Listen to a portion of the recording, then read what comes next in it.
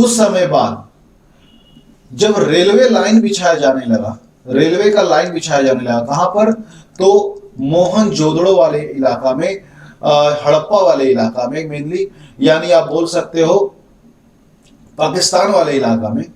तो railway engineers को और मजदूरों को बहुत सारे ईंट मिली, ईंट, और सारे के सारे रेड ब्रिक थे, लाल रंग की ईंटें, यानी पकी हुई ईंटें। और इतना अधिक ईंट मिला कि इसी ईंट का इस्तेमाल इस रेलवे लाइन में कर लिया गया, इसी ईंट का इस्तेमाल रेलवे स्टेशन में कर लिया गया, इसी ईंट के इस्तेमाल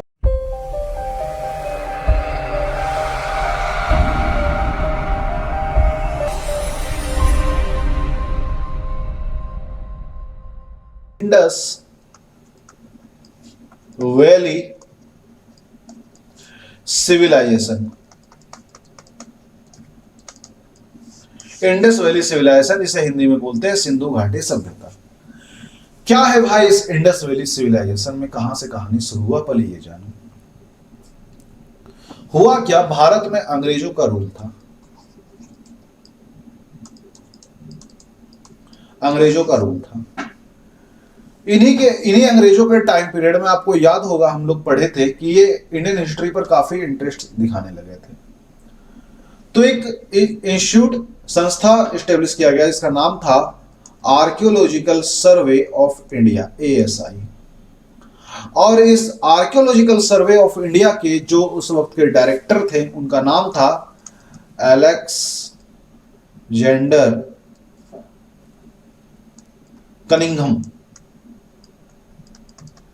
कनिंघम। ये जो अलेक्जेंडर कनिंघम थे, ये डायरेक्टर जनरल थे आर्कियोलॉजिकल सर्वे ऑफ इंडिया के। और इस अलेक्जेंडर कनिंघम ने 600 BCE, बिफोर क्राइस्ट एरा, से 400 एरा, कॉमन एरा, BCE मतलब बिफोर कॉमन एरा, और 400 यानी कॉमन एरा, ये साबित कर दिए थे कि इसी टाइम पीरियड इंडिया में लोगों का विकास हुआ, इंडिया में इसी टाइम पीरियड में लोग आए। कब से? 600 ईसा पूर्व, या 600 बिफोर क्राइस्ट भी बोल लो, या 600 बिफोर कॉमन एरा बोल लो, इस टाइम पीरियड से भारत में लोग आने शुरू हुए। तो इसी टाइम पीरियड में फिर क्या होता है, जो ये टाइम पीरियड में लोग यहां पर आने शुरू किए, ये अनुमान लगाया था अलेक्जेंडर कनिंघम। इन्हें क्या हुआ कि जब ये सर्च कर रहे थे, सर्वे कर रहे थे इंडिया के बारे में, तो इन्हें एक कॉइन मिला था। कॉइन कुछ ऐसा था, गोल नहीं था, कॉइन कुछ ऐसा था, और उस कॉइन में एक जानवर का फोटो बना हुआ था, और वो जानवर था यूनिकॉर्न, यूनिकॉर्न का फोटो बना हुआ था। तो ये जो क्या किया, उस कॉइन को, इस मुहर को देखकर नेगलेक्ट कर दिए, सोचे होगा कुछ, बोल करके नेगलेक्ट कर दिए, ध्यान नहीं दिए। लेकिन यहीं पर कुछ समय बाद जब रेलवे लाइन बिछाया जाने लगा, रेलवे का लाइन बिछाया जाने लगा, कहां पर? तो मोहनजोदड़ो वाले इलाका में, हड़प्पा वाले इलाका में मेनली, यानी आप बोल सकते हो पाकिस्तान वाले इलाका में। तो रेलवे इंजीनियर्स को और मजदूरों को बहुत सारे ईंट मिली, ईंट, और सारे के सारे रेड ब्रिक थे, लाल रंग की ईंटें, यानी पकी हुई ईंटें। और इतना अधिक ईंट मिला कि इसी ईंट का इस्तेमाल इस रेलवे लाइन में कर लिया गया, इसी ईंट का इस्तेमाल रेलवे स्टेशन में कर लिया गया, इसी ईंट के इस्तेमाल से बहुत सारे लेबर ने अपने घर को भी बना लिया। तो ये कहानी धीरे धीरे पहुंच गया कहां? दिल्ली। और दिल्ली में था आर्कियोलॉजिकल सर्वे ऑफ इंडिया। ये आर्कियोलॉजिकल सर्वे ऑफ इंडिया वाले जब रिसर्च करना शुरू किए कि इतनी सारी ईंटें कहां से आई, वो भी रेड ब्रिक, तो इसके लिए दयाराम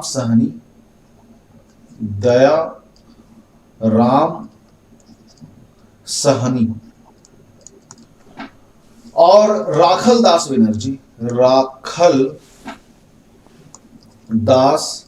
बेनर्जी, इन दोनों को आर्कियोलॉजिकल सर्वे ऑफ इंडिया ने बोला कि आप सभी जॉन मार्शल जो कि डायरेक्टर जनरल थे यहाँ के आर्कियोलॉजिकल सर्वे ऑफ इंडिया के, के साथ मिलकर के जरा रिसर्च करो और पता करो कि वो रेड ब्रिक कहां से आई।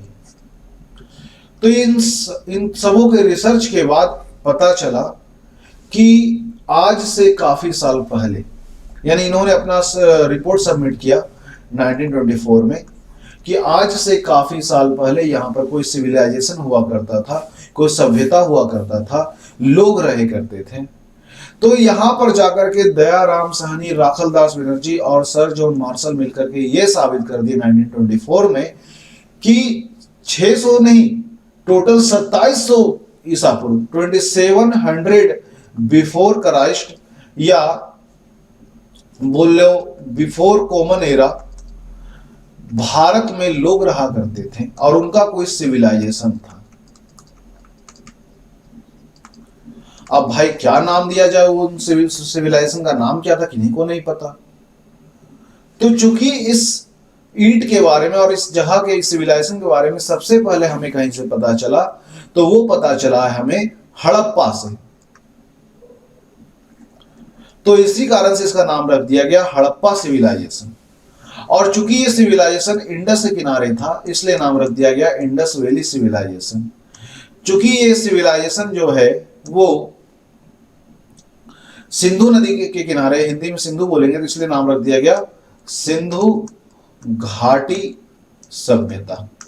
तो इस कारण से इसका 3 नाम पड़ा, इंडस वैली सिविलाइजेशन, सिंधु घाटी सभ्यता और हड़प्पा सभ्यता। ये हमें पता चला Rakhaldas Banerjee, sir John Marshall और दयाराम साहनी के माध्यम से। और जो पता चला उसे हमें जानना है। तो हमें पता चलता है क्या कि ये 1921 में जो सर्वे शुरू किया और 1924 में जो अपना सबमिट किए रिपोर्ट, इसमें ये साबित किए, ये बताएं कि ये सभ्यता काफी बड़ा था। नॉर्थ में मांडा से लेकर के, मांडा जो कि कश्मीर में, से लेकर के साउथ में देमाबाद तक, कहा देमाबाद तक फैला हुआ है। दूसरा बोले यहां पर मेरठ से लेकर के, जो कि यूपी में है वर्तमान में, मेरठ से लेकर के यहां बलूचिस्तान तक, बलूचिस्तान तक ये फैला हुआ है, तक ये फैला हुआ है। समझे बातों को? ये साबित किए। दूसरा और क्या बताएं जो इंपॉर्टेंट पॉइंट है, कि ये जो सभ्यता है इंडस वैली सिविलाइजेशन, ये इजिप्ट के सभ्यता से, मेसोपोटामिया के सभ्यता से, यानी मिस्र मेसोपोटामिया से कहीं अधिक ब्रॉड है। दूसरा, ये पूरा का पूरा सिविलाइजेशन जो था अर्बन था, अर्बन यानी शहरी सभ्यता, नगरीय सभ्यता। दूसरा, इस इंटायर इंडस वैली सिविलाइजेशन में कालीबंगा को अगर छोड़ दे,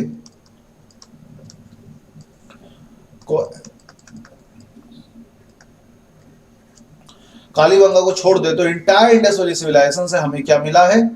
रेड ब्रिक, रेड ब्रिक।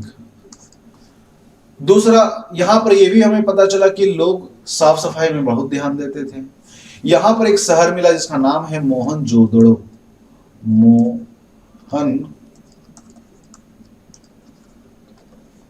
यहां पर मोहनजोदड़ो में हमें मिला बहुत ही मजेदार चीज, वो था द ग्रेट बाथ।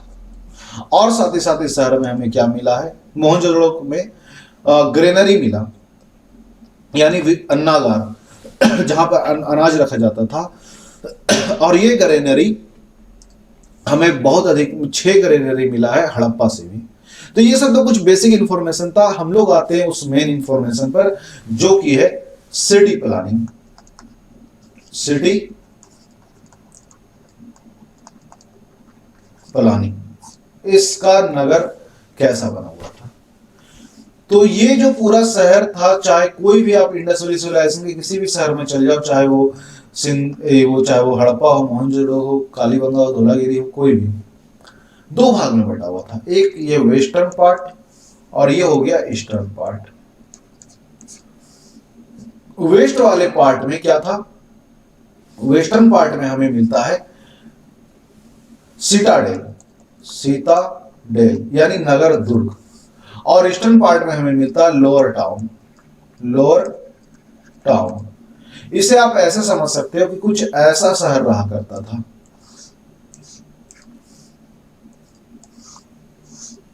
ये शहर का बेसमेंट है समझ लो। ये ऊंचा है, ऊंचे वाले हिस्से पर जो भी मकान होता था वो राजे रजवाड़ों का होता था। ठीक है, राजे रजवाड़ों का होता था। ये कहलाया सिताडेल। और जो निचला वाला पार्ट है यहां पर आम जनता रहा करते थे, ये कहलाया लोअर टाउन। यहां पर आम जनता रहा करते थे। तो सबसे यूनिक फीचर तो हमें एक ये मिला सिटी प्लानिंग में। उसके अलावा और भी बहुत सारे यूनिक फीचर हैं। क्या? पूरी तरीके से प्लांट सिटी रहा करता था। पूरा का पूरा शहर जो होता था वो प्लानिंग से बनता था। शहर कुछ ऐसा बनता था, जो आम नगर है कुछ ऐसा होता था। इधर तो वो राजे रजवाड़ों वाला इलाका हो गया, थोड़ा ऊंचा कर करके, है ना, राजे रजवाड़ों का ये इलाका हो गया समझ लो। और ये जो आम जनता का शहर था कुछ ऐसा होता था। पूरा का पूरा 90 डिग्री एंगल में ये शहर जो है बीच से बटा रहता था, 90 डिग्री एंगल में। दूसरा, हर एक घर इस तरीके से ग्रिड में बटा हुआ था, ग्रिड में, प्लानिंग तरीके से। हर एक घर एक दूसरे के सामने, हर एक घर के बीच का दूरी एकदम से इक्वल। हर एक घर से निकलता था नाली, जो कि जाकर के शहर के मेन नालियों में जुड़ जाता था। तो आप इस तरीके से देख रहे हो कि काफी प्लांट तरीके से शहर बना हुआ था। तो सवाल है प्लांट तरीके से शहर कब बनेगा? इसका मतलब लोग पहले कभी किसी जमाने में इस टाइम में भी विलेज में रहा करते होंगे। जिनके पास पैसा अधिक हो गया वो सभी जाकर के अपना एक शहर बसा लिए, और वही शहर मोहनजोदड़ो, हड़प्पा, धोलागिरी, कालीबंगा, लोथल, इन सभी नामों से जाना जाने लगा। यानी कि यहां पर एक पॉइंट तो क्लियर हो रहा है कि लोग शहर आए उसके पहले गांव में रहा करते थे, यहां पे रह करके प्लानिंग किए इस शहर का और फिर उसमें बस गए। दूसरा, किसी भी शहर को सप्लाई चाहिए, किस चीज का? Food supply. और फूड सप्लाई हमेशा जब भी होगा विलेज से होगा। इसका मतलब भले ही हम लोग बोल सकते हैं कि Indus valley civilisation urban civilisation था, लेकिन कहीं ना कहीं विलेज यानी रूरल एरिया उससे लगा हुआ था, इस बात से नकारा नहीं जा सकता है। तो ये सब हो गए भाई सिटी प्लानिंग। सवाल है कौन कौन से शहर हैं जो इंपॉर्टेंट हैं? तो बहुत सारे हमें जानने, केवल इंपॉर्टेंट तो सबसे पहला इंपॉर्टेंट शहर है यहां पर हड़प्पा। अगर हड़प्पा का हम लोग बात करें तो ये वो पहला शहर है जहां से हमें इनके बारे में, इस सिविलाइजेशन के बारे में इंफॉर्मेशन मिला। दूसरा कहां पर है? तो रावी नदी, रावी रिवर के किनारे।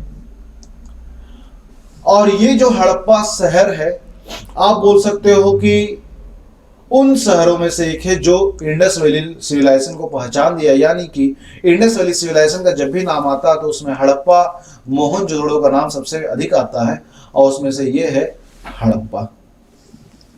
दूसरा जो अपना इंपॉर्टेंट शहर वो था मोहनजोदड़ो।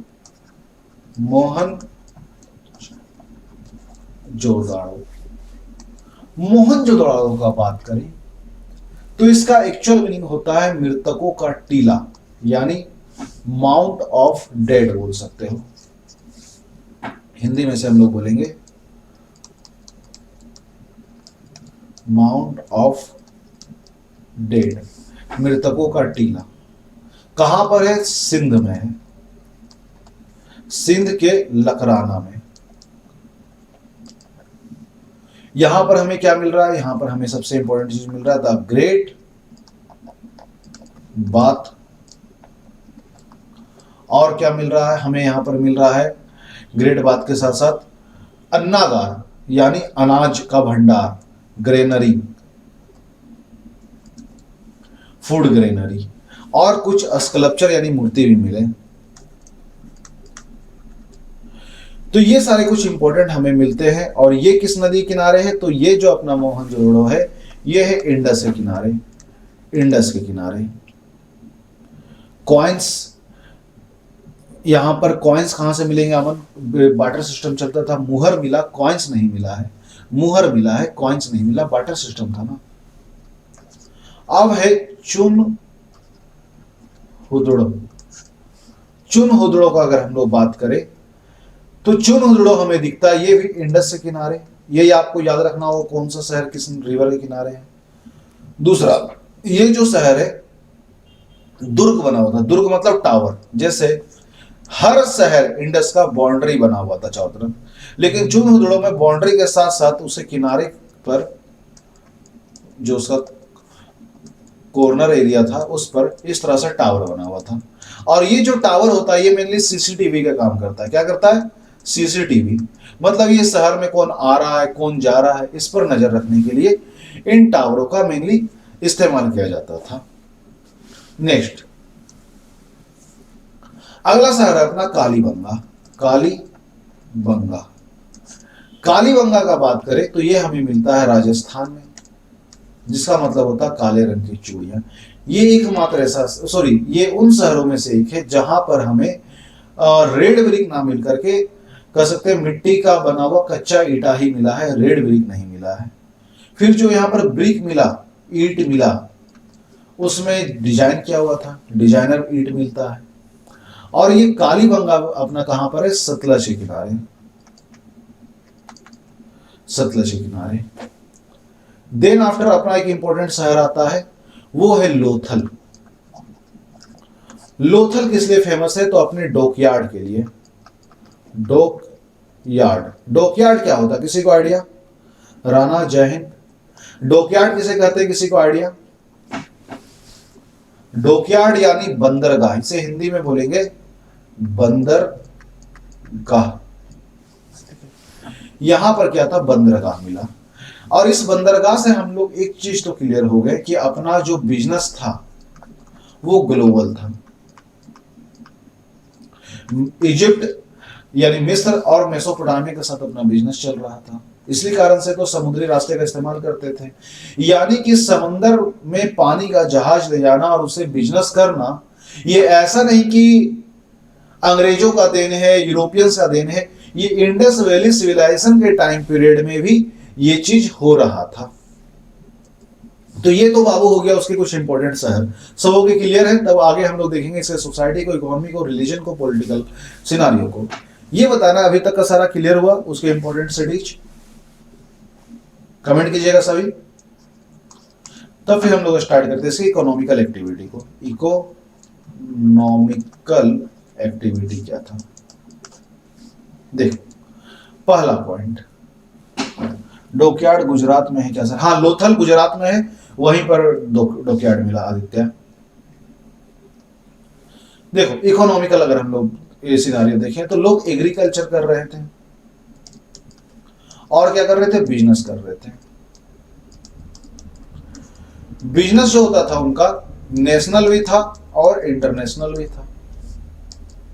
दूसरा, लोग क्या करते थे? बिजनेस जो था उनका, वो बिजनेस किस चीज का करते थे? तो मेनली एग्रीकल्चर के प्रोडक्ट का या एग्रीकल्चर के चीजों का ज्यादातर बिजनेस इसी का होता था। उसके अलावा जो प्रीशियस स्टोन होते हैं उनका बिजनेस होता था, मेटल का बिजनेस होता था। इस तरह से बिजनेस चल रहा था उनका। इसके अलावा लोग एनिमल हस्बेंड्री भी कर रहे थे, एनिमल यानी पशुपालन भी लोग कर रहे थे। दूसरा, जितने भी शहर होते थे वो मेनली नदियों के किनारे। क्यों? नदियों में नाव बहता था, नाव से लोग एक जगह से दूसरी जगह को यात्रा करते थे, यानी उनके ट्रेवल का सबसे इंपॉर्टेंट साधन अगर कुछ था तो वो था वाटरवे। देखो, ये इंडस वाले ना बहुत ही नेचुरल टाइप के लोग थे, नेचर पर बड़ा ही नहीं यकीन था और नेचर का बड़ा ख्याल रखते थे। नाव के सहारे जा रहे थे, पैसा नहीं लगता उसमें। कैसे? नाव में लगा रहता है बड़ा बड़ा कर्टेन, और कर्टेन में एयर प्रेशर की वजह से वो आगे बढ़ता है ना, एयर प्रेशर की वजह से वो आगे बढ़ते रहता है। रोड के माध्यम से जाते तो रोड बनवाओ, जानवरों को खिलाओ, बहुत सारा समस्या। दूसरा, लोग इतने इन्वायरमेंटल के करीब थे, इन्वायरमेंट के इतने करीब थे कि उस टाइम पीरियड में लोग रेन वाटर हार्वेस्टिंग करते थे। रेन वाटर हार्वेस्टिंग लोग क्या करते थे, आप ये समझ सकते हैं कि उस टाइम लोग कितने अधिक इस चीज में नेचर के करीब थे, नेचर को समझते थे कि जानते थे कि बारिश के पानी को बचाना जरूरी है। रेन वाटर हार्वेस्टिंग करते थे। उनका जो घर बना होता था वो भी उसी तरीके से। इनफैक्ट साफ सफाई काफी अच्छा, नगर नाली सारा चीज अभी हम लोग देखेंगे, देखते हैं आगे। अगला देखो उनके रिलीजियस चीजों को, उनके रिलीजन के बारे में अगर हम लोग देखें तो वो नेचर को पूजते थे। वैसा कोई प्रॉपर एविडेंस तो नहीं मिला, लेकिन यही पता चलता है कि ये लोग नेचर को पूजते थे।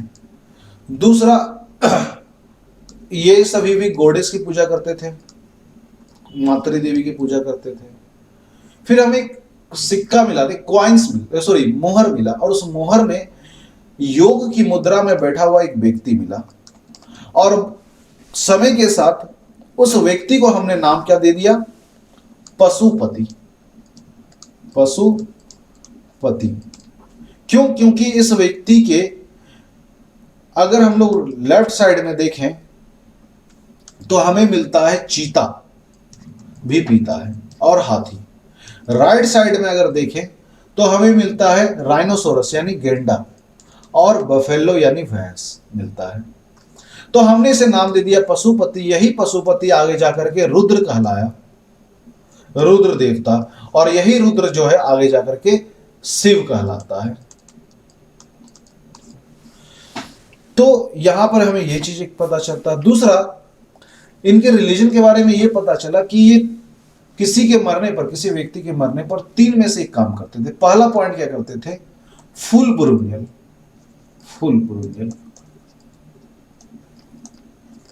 पूर्ण समाधान, पूरे के पूरे शव को दफना देते थे कब्र में। दूसरा था पार्शियल बुरुनियल।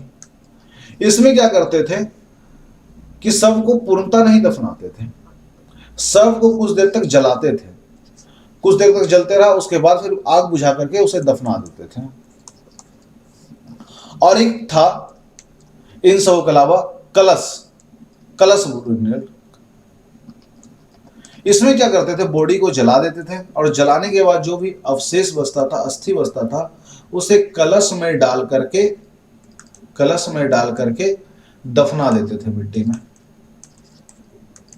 है ना, मिट्टी में दफना देते थे। नॉर्मली एक कब्र में, अगर इस कब्र का बात किया जाए फुल बुरुनियल वाला, तो एक कब्र में एक ही बॉडी होता था। लेकिन हमें लोथल में क्या मिला, पेयर में, यानी एक मेल और एक फीमेल को एक साथ दफनाया गया था, और यह हमें मिला है लोथल में। इसके अलावा ये तो हो गया बाबू उसके रिलीजन के बारे में। सोसाइटी समझो, सोसाइटी बड़ा मजेदार है इसका जो सोसाइटी था इंडस वैली सिविलाइजेशन का मातृ प्रधान था, मां प्रधान, है ना, यानी आप बोल सकते हो फेमिनिस्ट था,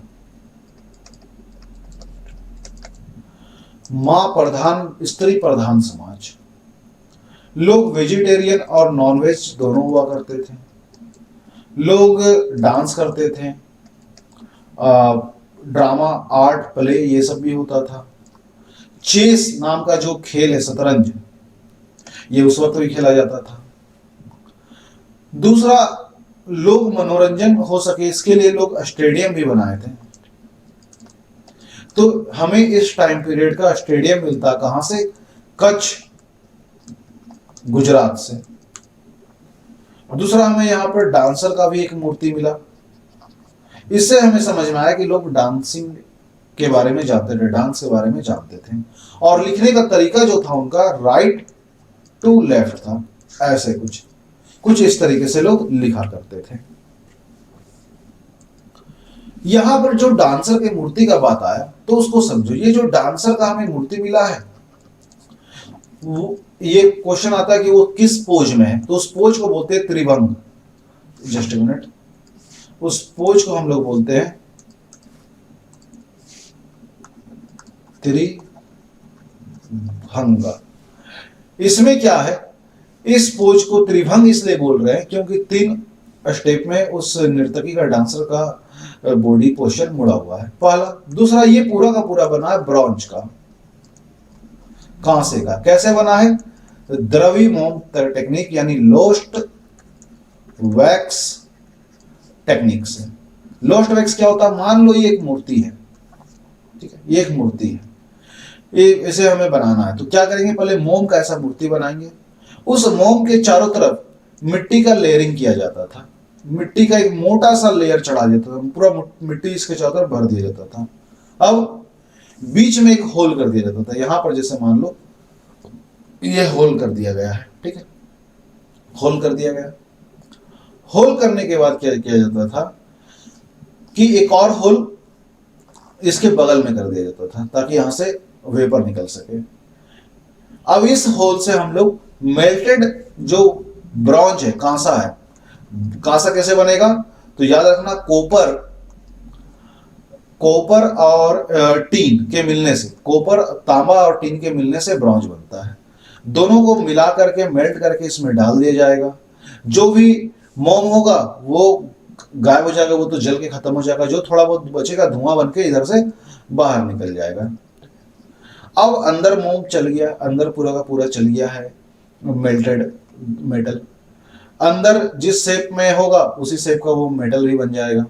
और इस तरीके से फिर इस मिट्टी को तोड़ दिया जाएगा, और मिट्टी को तोड़ देने के बाद हमें ये मूर्ति प्राप्त हो जाएगा। समझे बात?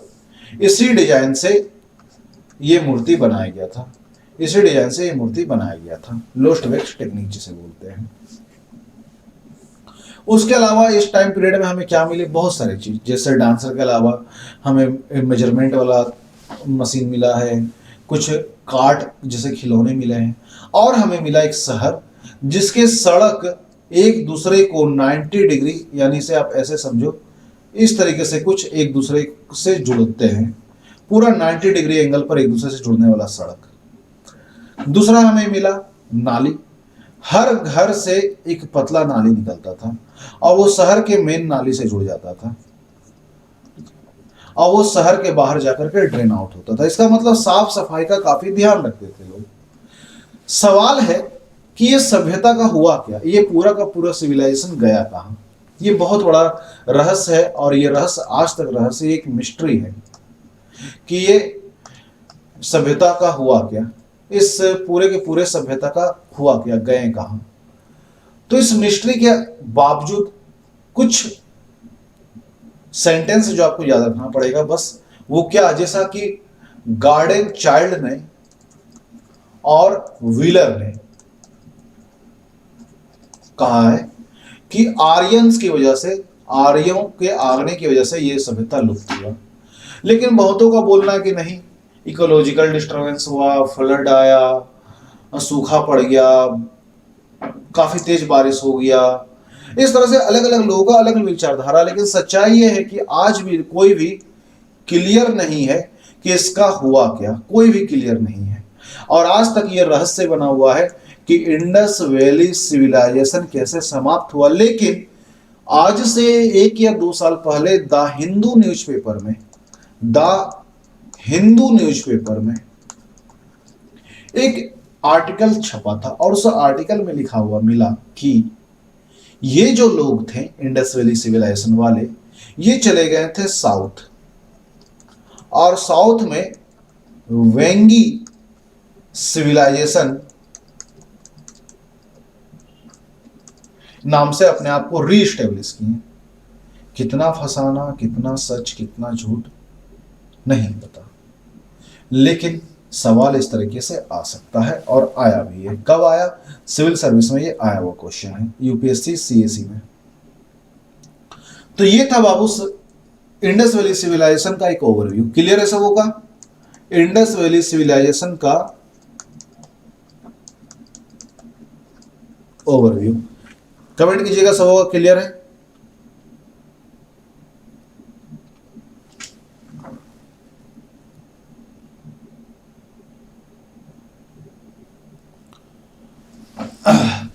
चलिए, आप सबों का क्लियर है तो लेसन को हम लोग आगे देखते हैं। नेक्स्ट क्लास अपना क्या होगा? तो कल हम लोग देखेंगे वैदिक एज।